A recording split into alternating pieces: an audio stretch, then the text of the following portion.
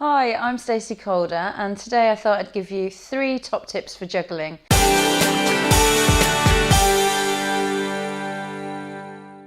There's so many people within the Business Success Network which are juggling every day their businesses around things such as maybe another work commitment, children, and all the kind of other stuff that goes with that. So people often ask me about procrastination, they ask me about how to get motivated and all those sorts of things. But the number one thing they ask me about is juggling and holding themselves accountable.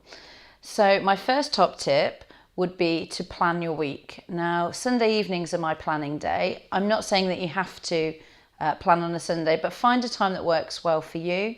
Sometimes that might be early Monday morning, might be late on a Friday afternoon, sort of so that you've got the week ahead and you can chill out for the weekend. But for me, it's Sunday nights, and I like my Sunday evening planning because it means I can get my diary out, I can look at the week ahead, track my time and see where I've got gaps available for other meetings and things that take place. So my children actually laugh at me and they say, if it's not in Mummy's diary, then it's not happening. And that's pretty true, actually. I love to plan, and I still have my paper diary. Now, I know that lots of you will be using Google Calendars and things like that, and that's absolutely fine. What I would recommend is finding a system that works for you. And as I say, I still love to be able to see my week in a diary with all the different coloured highlighters. So I tend to use, as I say, highlighters. I have a colour for my work meetings. I have a colour for family time, because I think it's really important that you actually do block out those commitment times, those family times, as you would a doctor's appointment or a dentist, because then you're honouring your commitment to spending time outside of your business and making sure that you get that quality time with the people that matter. So that's my first top tip. I may have mentioned a time tracker in that, and I do tend to track my time because lots of people, many of my clients I've done this with, and they often say to me, "Oh, I'm spending far too much time on my business. I'm not getting stuff done. I can't see why it's not working." And actually, what I say to them is, right, let's track your time. Let's plot every half an hour that you spend in your day, and let's see how how it's affecting your business. And actually what they find is they're getting overly stressed because they're on their phone answering emails during the time that they're cooking their dinner, and that could have disastrous effects. Your phone's either going to end up in your lasagna, or you're just getting stressed, and then your husband or your partner is getting stressed at you because they feel like your attention's kind of split and divided. So actually, if we can track time and know that you've got family time and you've got business time, it stops the two kind of getting all mushed together and having that feeling of actually, I know personally that if I'm doing things like that, if I'm at work, you feel guilty. You feel guilty that you're at work and not at home with the children or your husband.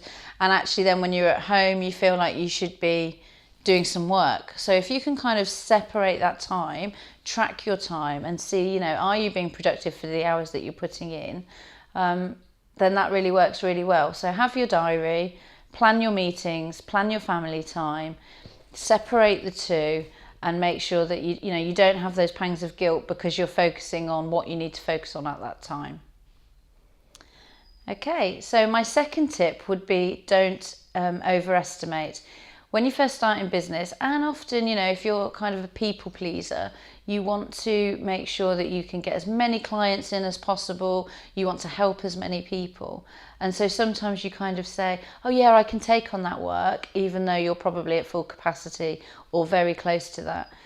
If you're juggling, so maybe school holidays, things like this, have a look at your diary, be realistic. I say about don't overestimate, but really it's about being realistic. So if during the holidays you work less hours, don't be scheduling in a full-time amount of hours. If you can only work 20 hours, make sure that you're only scheduling in 20 hours. Maybe you do some meetings before that week or after that week, so that you feel like you're still getting work done and you can still catch up afterwards, but don't overestimate what you can do.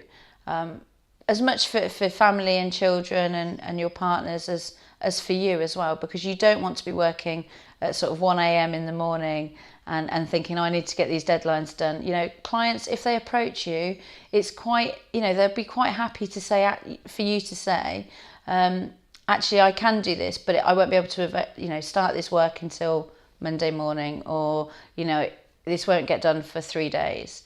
If you take on too much and you know, you're having to juggle sort of family time, you're having to work late into the night, it doesn't only impact you. Have a think of those that it's impacting around you. So I am a bit of a workaholic, and I have no problem with working in the evenings once the children are in bed. However, I have become more conscious around the people around me. You know, my children don't necessarily want to see me working all the time, and my husband definitely doesn't. So it's about finding a routine that works for you.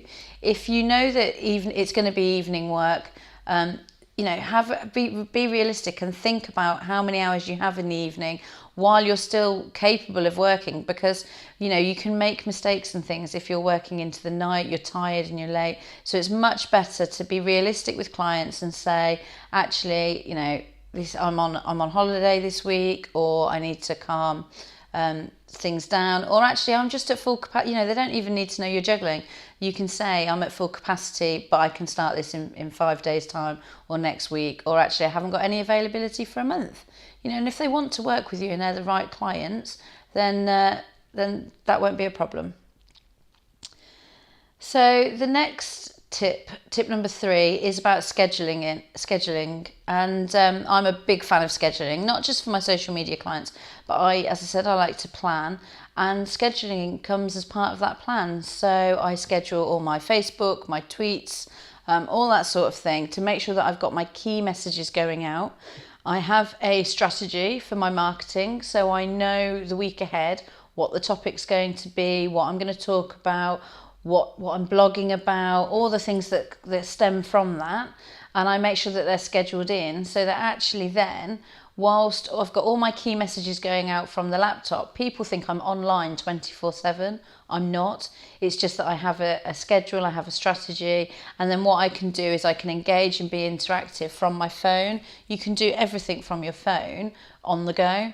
So in between meetings, things like that, I'll check my Twitter, and my Facebook, I'll make sure scheduled posts has gone out.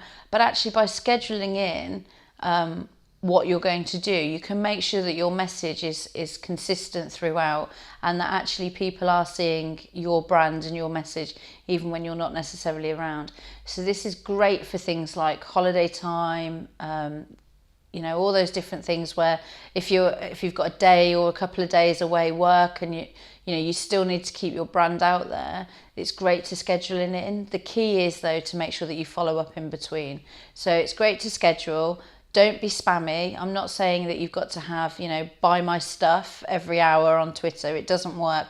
You can still engage and interact and be, you know, have a presence there, even if you're scheduling it in.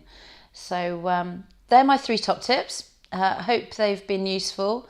For more top tips, you can come and join us in the Business Success Network Facebook group, or check out the blog businesssuccessnetwork.co.uk.